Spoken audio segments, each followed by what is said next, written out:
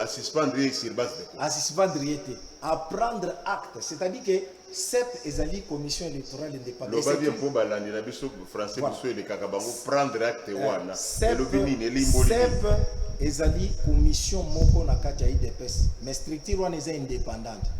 Ezali composé na ba membre. Ba membre wana nde basalaka vote ya opona bakambi na bango. Basalaki vote baponi Chabani lokola mokambi na bango. Ka ba membre wana nde ba désavoué bureau bango ba installaki. Est-ce que preuve ça? Basalaki procès verbal. Mais il fallait oya na yango. Ko ba ni batala pe ba yebesuki ya solo. C'était mbalasima tokoya nango. Mais tango ba memi basali procès verbal. Ya ko déchoir monsieur Chabani. Ba memi rapport et pas ya hiérarchie. Hiérarchie sali et prendre acte. C'est-à-dire donc Chabani.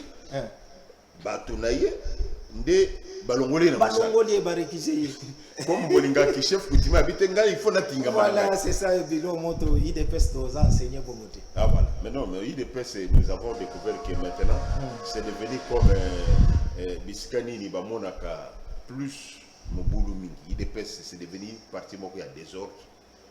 Vous ne voyez pas qu'un jour IDPS comme le kola Bako bazwa bokonzi na mboka et lorsque Kassavou est parti, la Bako est parti.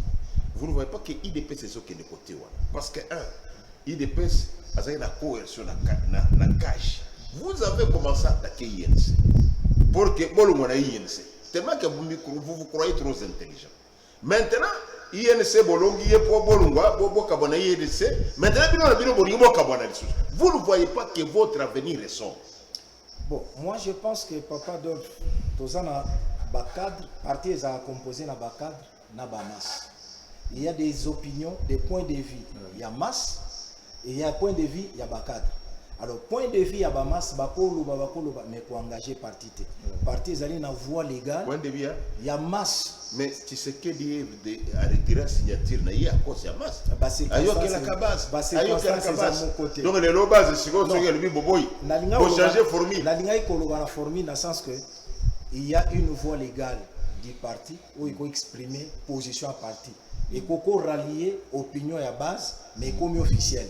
Mais dès que je te pose la question. Oui. Soutien à Jean-Marc Kabou. Oui. C'est ce qu'il a célébré à Jean-Marc Kabou est secrétaire et le président du parti c'était qui? C'était toujours Fachi. Fachi. Voilà que le secrétaire va menacer le président, le vice-président. Je vous donne 24 heures, ceux qui auraient le signature de Bengani ou Napata. C'est lui qui a commencé ça. Il n'a qu'à consommer. Il faut qu'il consomme. On a appelé la Kango stratagème politique. On a des stratagème politique. C'est-à-dire que forme bakoki ko bimisango le lenge moko, mais ce qui importe c'est les fonds. Les fonds ils ont retiré ses signatures. Il y a un ligne ko OK, Bobengate, le numéro est affiché. Comment un message, ça serait bien. Parce que tout ça, c'est dans 30 minutes, ce comme message, c'est mec qui est au Benga. Donc, j'ai posé la question. Vous ne voyez pas que Jean-Marc n'a pas Kabouya, vivre ce qu'ils ont implanté, des corps là-bas. Jean-Marc passe sur les médias, ici président. Sinon, tu es au Bengani. Président yo qui peut retirer signature. Mais maintenant, les mêmes personnes ont babino Jean-Marc Toboyi. Mais il m'a pas démissionné. Pourquoi ne peut pas démissionner? 4 personnes contre combien? C'est ça. Oui, on a position Jean-Marc Kabouya. Oui, bagazé qu'on a biso to fini bazaki minei. Bawo batelemela ke ezaki parti à l'unanimité. Mais o ezali groupe moko ya bato. Nde bazo telemela. C'est différent, Papa Dolph. C'est différent. Alors, maintenant, revenons à ce soutien de Jean-Marc Kabou. Vous soutenez quoi? Vous soutenez Nini? Qu'est-ce que vous avez trouvé à Jean-Marc? Que vous soutenez? C'est quoi? Donc, déjà, Stati Nabiso, ils ont détaillé, il faut soutenir les actions socio-politiques. Le Colanine. Par exemple, to Bima, la télévision, Balandebele, Balanda, Tokenda Kosunga, élèves, Awana, Kaye. Donc, il y a un uniforme, il y a un indigent. Vous avez fait la propagande pour voter. Mais ça m'a BPT. Oui, ça m'a BPT. Mais corruption, je vous attends parler, c'est comme si vous avez les notions du droit. Oui. Vous savez qu'on ne peut pas corrompre un électeur. C'est punissable. Tous allez payer dans l'élection, malheureusement. Mais Tout c'est ça dans la déjà, campagne. c'est déjà pré-campagne. Mais Ce qui est encore interdit. légalement date examité ezali kosunga mutu ezali vocation. Jean-Marc Kabound azala motema ya kosala bolango. Est-ce que banda ça depuis kala ou bien bandi kaka wazuma Bandakala. azuma dinero banda kala depuis mbula. Bandakala. Asala pe bisika nini. Oh. D'ailleurs c'est une très belle question. Tozali association, c'est-à-dire tozana ba cotisation na biso. Sources et ressources humaines ezali biso. C'est-à-dire to sala cotisation, to kei au soutenir yé. Mais bino e bena IDPS bosala musala te quoi. Vous cotisiez comment? Non, biso to musakolo IDPS mo baza ba chômeur te, il y a C'est des la gens grande qui partie, travaillent. la grande partie, Bon. on ne se voile pas la face. Malheureusement. La grande partie de l'IDPS, même les cadres de l'IDPS, la grande partie sont des chômeurs. Voilà, vous connaissez que c'est ça. Bon, ce qui est la minorité. C'est pourquoi vous avez beaucoup déboulonnés. Ceux qui ont déboulonné, les cadres, parce qu'ils étaient des chômeurs. Voilà pourquoi ils étaient faciles à être déboulonnés. C'est-à-dire na CPI parce que le biais est na oba sala, na oba sala te. J'ai dit la majorité. Voilà, minorité aux autres sala wana. Ils sont tous parmi bamo. Ok, maintenant, votre association, ils ont une adresse fixe, ils ont une adresse au siège social, c'est où et comment vous fonctionnez? Alors, dans ce plan, nous allons vraiment question adressée directement à la secrétariat. C'est lui qui maîtrise toutes les données, qui peut vous donner. Et quand nous sommes disponibles. Oui, oui, merci. C'est que le secrétariat général des zones à 14e rue industrielle, numéro 3. Au coup, secrétariat Izawana, courrier, tout ce qu'il y a comme contact Izawana. Nous travaillons dans la contribution, Nabiso Nenge président du Kolobango. Nous travaillons dans la contribution, Nabiso, tout ça, même Jean-Marc est membre de la structure, a contribué à ça. Tant que ça va soutenir, c'est parce qu'il est quand même élevé, mais il est membre de la il cotise aussi. Ouais. Alors, pour évoluer à Kaka, dans la cotisation à Bisso, on fait les visites, dans la démunis et autres, en dépit à soutenir Jean-Marc. Et alors, quelles sont les conditions pour être membre de ces structures? Il faut être d'abord membre de l'IDPS, membre de l'opposition, ou être biso toza côté ya bato yo balingaka pour conduire. Sikoyo to kota bona ndenge. Non, pour la kokota condition ya makasi ezate, il suffit que un Congolais d'abord. Ouais. Être Congolais tout court, sans tendance politique. Déjà vous êtes les bienvenus. Aux à la majeure d'âge, c'est ça les conditions. Les conditions il n'y a pas si ezate. Couleur à parti politique. Couleur il y a parti PSAT. Association. Association, vous venez, en tout cas, il n'y a pas de... Ok, nous avons un message. Et d'abord, avant que n'attende un message, vous avez, est-ce que Bato Oibokenda Kosongawana, Bopona Kanandenge Nabilo Moko, ou bien Bozana Bato Bossi, Bakozala membre Nabilo indirectement, Bokyo Kosonga Bango, le col assisté Bakatimini, ou quels sont les critères pour Bosonga Bato? En tout cas, les critères, nous ciblons les plus démunis. Par exemple, vous savez que dans l'école primaire, il y a une tendance politique. Bango baza bana tokei kokuta bana mbula ezobeta de passage bana barbatami na coin moko parce que toiture nyonso ya école eza ya kobeba. Les enfants qui venaient à l'école pieds nus vers Mbanzalemba, on était obligé de cotiser nos peu qu'on avait pour nous assister bana newana sans parti pris, sans savoir baza bana ya banani. Ça va, je crois que Ngamoko na koluka bana oyo. Il y a côté banoko na ngana boende sans problème. Nous allons voir avec les caméras là. Sans problème. Yemoko membre na bino akoza na caméra côté na gato komona sans problème. OK, ndeko moko tindi message abi base nde esala bango lelo biso base to komi mabe. Tozo zala bino na 2023. ACPLA Nge Koko G Coco a ça y est pouvoir toko voter les sous. Voilà, ça c'est message à Ndeko Aliboso 081 sur 26 Nasoka. Ndeko Abi bonsoir. Nous la force du progrès, nous demandons la démission de Jean-Marc Kabound avant 72 heures. C'est Roger Kaïbe. Alors comment vous répondez à ce c'est vrai, yé à Sengi dans 72 heures, il faut Jean-Marc à démission. Soit démission. Voilà, bah, progrès. Bon, au moment où ndeko auto yebisayo awa, à l'IDPS, nous prenons la liberté d'expression. Tout le monde est libre de penser tout ce qu'il veut et de dire à haute voix, oignon saison matin na motema. Mais finalité, c'est là où il y a des problèmes. Il y a une procédure. Il y a une procédure. Mais pourquoi est-ce que Jean-Marc ne peut pas aussi accepter Nandenge à Kolingaka Atan le côté Makambogani Voilà une très bonne question, papa. Bachanjaka équipe où il échoué.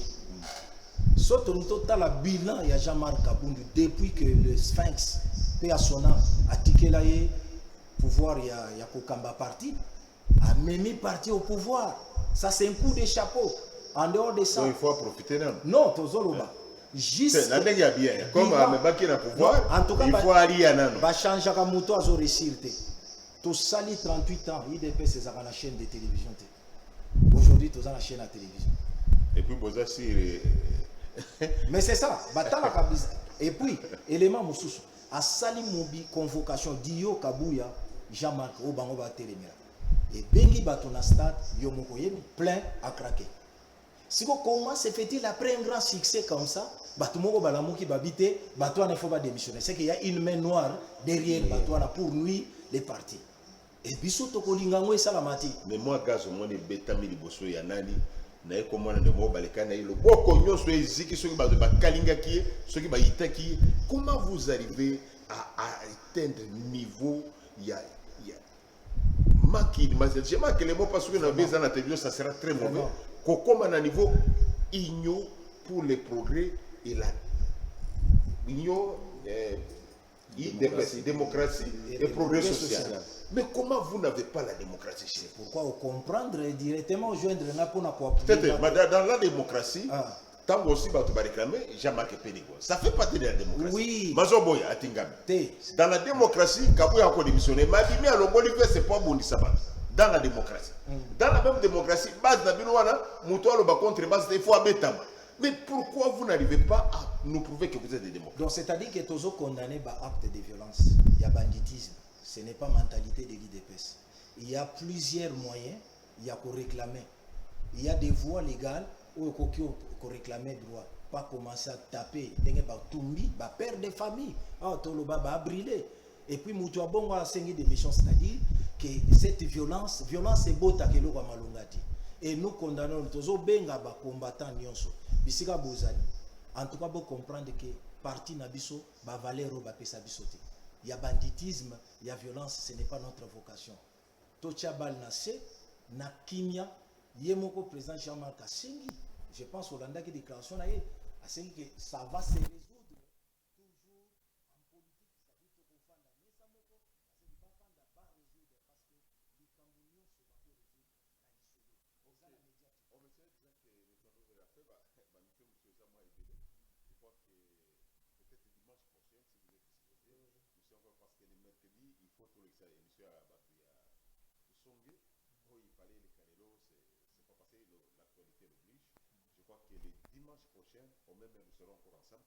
Donc, l'automne, c'est libéré, parce que vous avez retrouvé que na Colombe, Jean-Marc Ouana, Batuya Potoné va profiter. À part Jean-Marc, Batuya Potoné, 600 ceux qui viennent combien de conseils à présidence, Batuya Potoné, Batika le Melagazité, Batika le Tambo na Nanzelate, Batika le Parola Bleba na Misote, mais Bambazo Parola Bleba na Lolemo. Donc comprenez. Donc comprenez que Batouana Batika le Koko fait la Moutouté, Batua Potola, Bamba Kolia bien, na Kombo IDPS. Il touchait l'argent, na Kombo IDPS, na Poto Bafana Kabia, IDPS a eu mon conseil, Baou Bazo souffrir. Combattre la bango les sous. Donc nous allons revenir récemment. Nous allons revenir dimanche. Je vais là encore supporter Kaka. Là ce gars fait babaz pour babaz baï comme on a babété. Il va être là pour les gens babété ngaliko et vous allez babé. Donc nous sommes pratiquement arrivés à la fin de cette tranche de l'émission. Mituna Oyotikali, je crois que c'est déjà à la fin. Mituna Tozali pour enregistrer Yango et nous allons poser aux coordonnateurs qui seront disposés à nous répondre. Et nous vous disons que nous sommes à la fin de cette tranche de l'émission.